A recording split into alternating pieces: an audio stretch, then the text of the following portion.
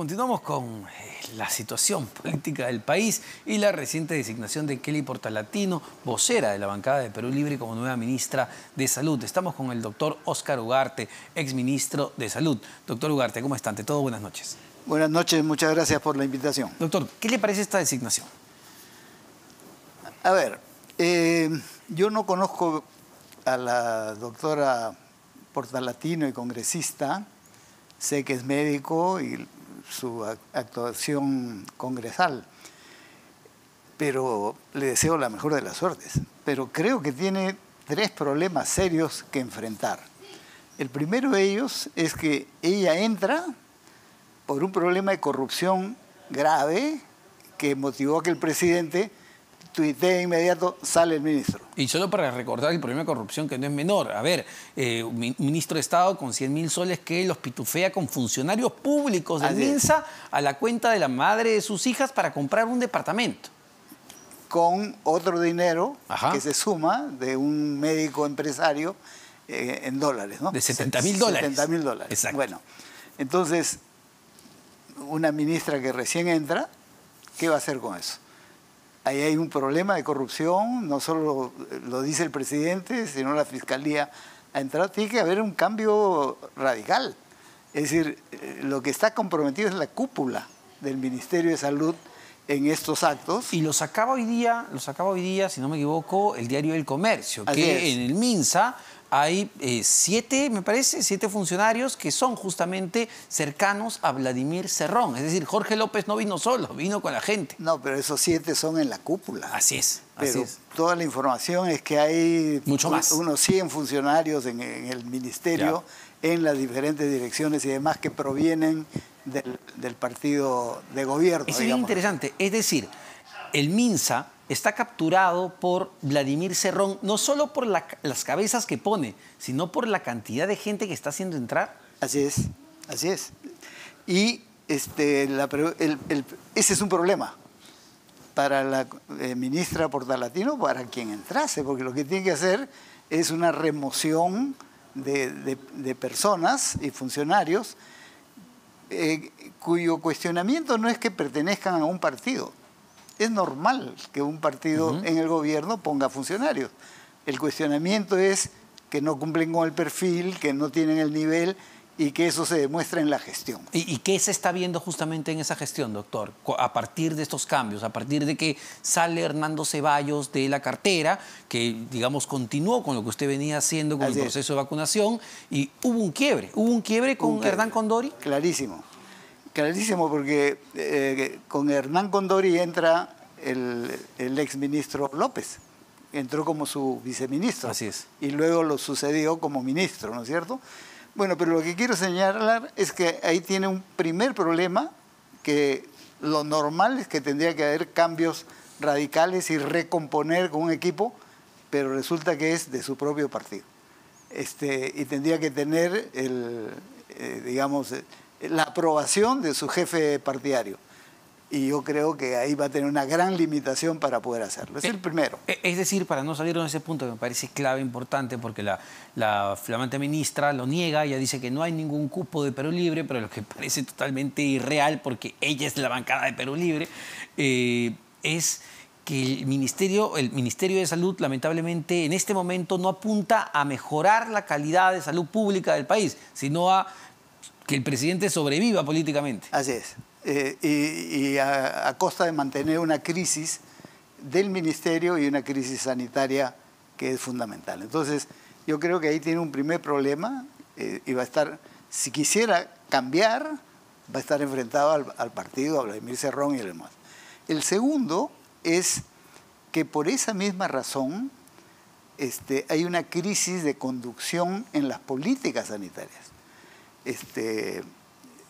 Yo he revisado, porque leyendo el decreto supremo que dice que ya se suspende la situación de emergencia, anuncian que ya se ha cumplido las cuotas de vacunación, etcétera, etcétera. Y no es cierto. Cualquiera que entre hoy a Reunis, que es la página oficial del Ministerio de Salud, donde están los indicadores de vacunación, vacunación con 3 dosis, que es el indicador que hay, está estancado desde hace 3 meses. ¿Desde hace 3 meses? Así es. ¿Por qué? Porque está en 20 millones de un universo de 28 millones que son los que tienen que recibir las 3 dosis. O sea, todos los de 12 años para arriba. Entonces, doctor, no, desde su punto de vista, ¿no era el momento para levantar el estado de emergencia? No lo era. No lo era. Y es demostrable que esta es una decisión improvisada. ¿A qué responde? ¿A lo que A vimos una el situación domingo? política. A tratar de acallar las críticas que sobre el Ministerio de Salud se acababan de producir. Entonces, Más que denuncias, ¿no? ¿qué cosa demuestra que efectivamente hay improvisación?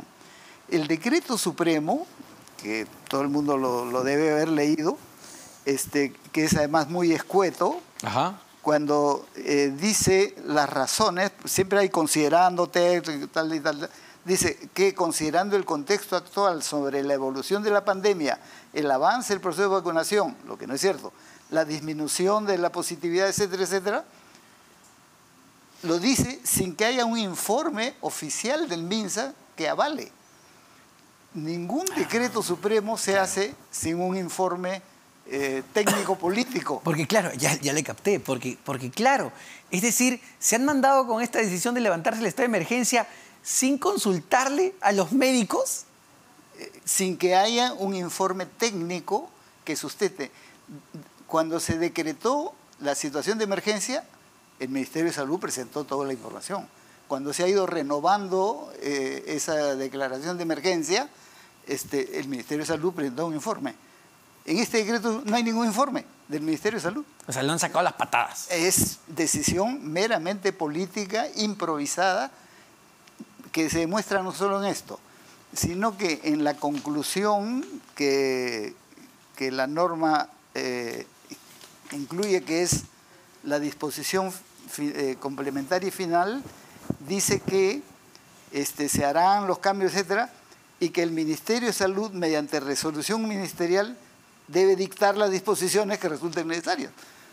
O sea, no había nada previsto por el propio ministerio, porque el informe que tendría que haber habido fundamentando la medida tendría que decir, en ese nuevo contexto hay que hacer tales o cuales cosas.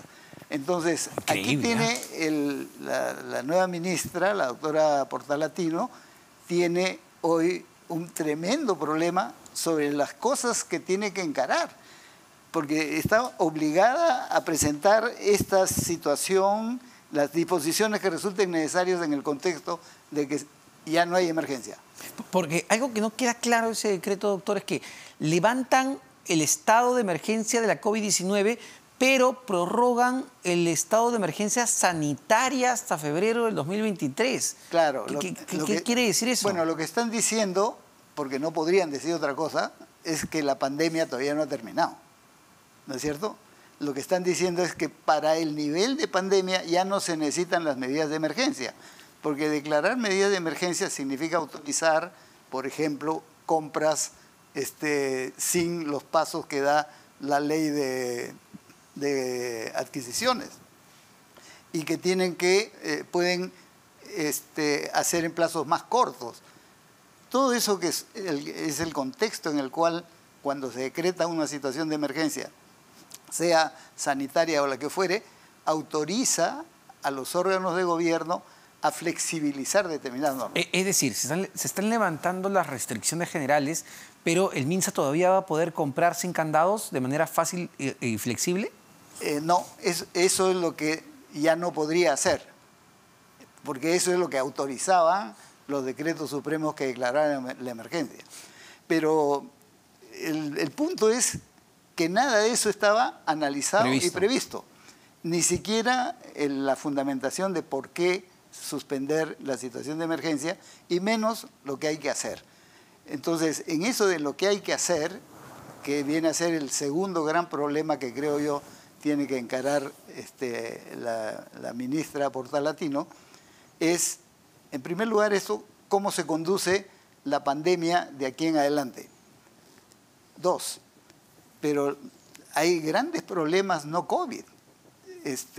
Por ejemplo, la vacunación normal, que está en niveles muy bajos, y eso se ha caído, si bien tuvo un efecto la pandemia, pero eso no ha mejorado durante todo el último año, que es la gestión del presidente Castillo. Pero ¿dónde está todo lo que se había prometido? ¿Dónde está, digamos, la modernización de postas, la compra de equipamiento? Es decir, nada se ha avanzado. Después de más de 2 años de pandemia muy dura, ¿qué ha mejorado? ¿Qué hemos aprendido? Bueno, y hay indicadores para la gestión inmediata que son muy negativos, ¿no? Por ejemplo, las compras de medicamentos están muy atrasadas y lo que eso tiene como consecuencia es escasez de medicamentos que se puede constatar en cualquier hospital, en cualquier centro de salud.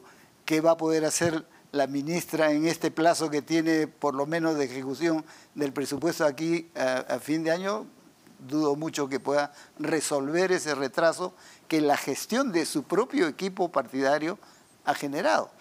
En el caso, por ejemplo, de los proyectos de inversión, y parte de eso es primer nivel, la ejecución de los proyectos, estamos a fines de octubre, ¿no? La ejecución es 48%. Wow. A la fecha, hoy. Es decir, a 2 meses de que acabe el año, ¿no han ejecutado ni la mitad del presupuesto para inversión? Así es. Eso uno lo ve en la consulta amigable. Sí, claro, en el MEF. ¿Ya? Yo acabo de revisar ahora, 48%.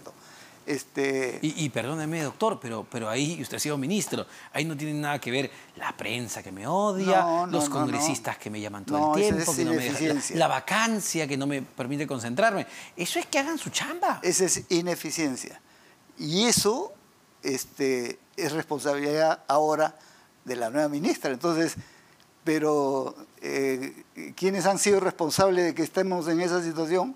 Es su propio partido, su propio equipo que ha conducido el Ministerio de Salud durante todo este tiempo. Entonces, ¿cómo va a encarar esa situación si no es cambiando a los funcionarios y por lo tanto planteando una direccionalidad diferente? Porque además hay algo muy descarado aquí, hay que usar los términos correctos, del presidente haciendo uso y aprovechamiento, por ejemplo, del dolor, la expectativa de padres y niños que padecen de enfermedades oncológicas. Así Usted es. recordará la frase, tráiganme niños peloncitos para la foto y el cheque gigante de 4.000 millones de soles.